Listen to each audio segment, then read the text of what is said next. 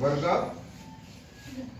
8वा 10वा sorry 29 मध्ये 5.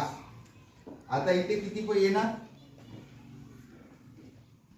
वर्ग 10वा 2029 मध्ये हा, तुझं नाव काय म्हटलं?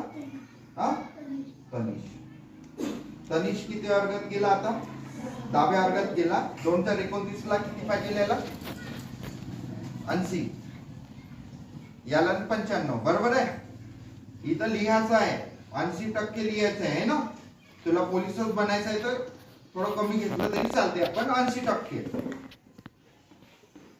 मग येथून याला जबाबदारी जास्त राहते, है की नाही? वर्ग 11वा 2030 मध्ये होणार. बरोबर आहे. 5 75 पकड.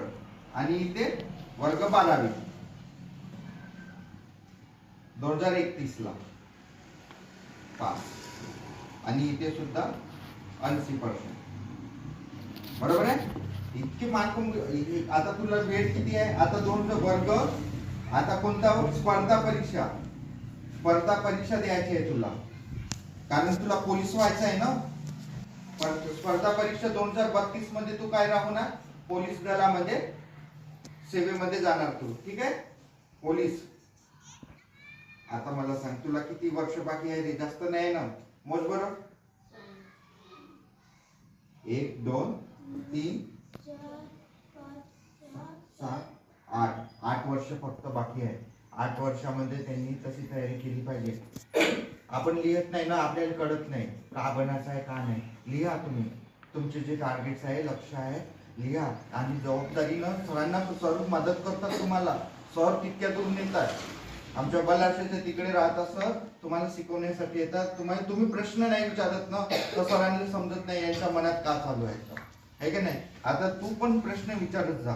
प्रश्न विचारायची सरांना हे समजलं नाही, तुम्हाला इंटरेस्ट.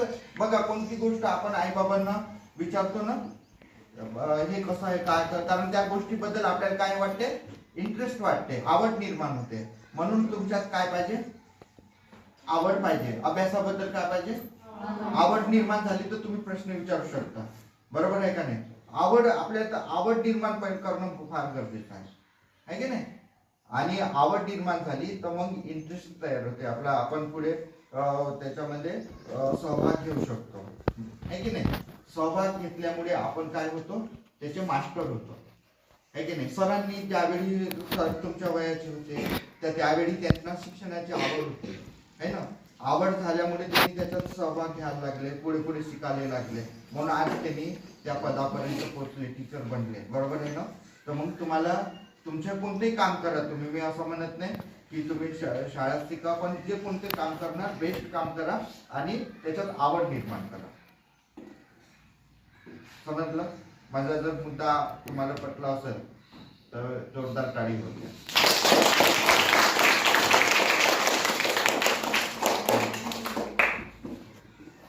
इतकंच आहे. तुम्ही आता ह्या आजचा होमवर्क आहे, एक छोटस काम करा. माझं करणार का? हा, सगळ्यांनी नाही का, ह्या जागी नाही का, कोणी पोलीस या कोणी डॉक्टर जे असेल ते, मी म्हणत नाही. कोणी शेतकरी पण, बेस्ट शेतकरी सुद्धा, चांगला शेतकरी बनणं सुद्धा खूप मोठी गोष्ट राहते. आता शेतकरी सुद्धा चांगले करोडपती शेतकरी झालेले आहे. बरोबर आहे. जे गुन्हा बेस्ट व्हायचे है ना. आणि टार्गेट लिहायचं आहे किती प्लस. नुसतं पास नाही लिहायचं आहे समोर, A+ किंवा 10वी 80% असं लिहायचं आहे ना. बरोबर आहे की नाही. काय रे बेटा? आणि विचार करायला पैसे लागते का? नाही झाला तो. आता जो समजा आता तो अभ्यास केला पण येणं कोणत्या तरी कारणानं पोलीस नाही झाला, पण एक गोष्ट आहे, तो हुशार राहणार की नाही, आहे का नाही. तर मग व्यावहारिक ज्ञान सुद्धा त्याच्यामध्ये निर्माण होणार, कारण त्यांनी जिद्दीनं आजपासून टार्गेट तयार केलेला राहते. बरोबर आहे का नाही. आता मला इथून जायचं आहे कुठं? चंद्रपूरला. तर मला मला माहित नाही म्हणजे मला माहीतच नाही मी चंद्र कुठं जाणार, तर मला मी जाऊ शकणार का, त्या गाडीत बसू शकणार का? मला जर माहित आहे की मी चंद्रपूर जात आहे, माझ्या पुढे काय दिसलं, आता लक्ष आलं आहे का नाही, टार्गेट लक्षात आला की मला चंद्रपूर, मग बरोबर ते तिथं 10-12 बसेस असेल तर मी बरोबर त्या चंद्रपूरच्याच गाडीत बसणार की नाही, आहे की नाही?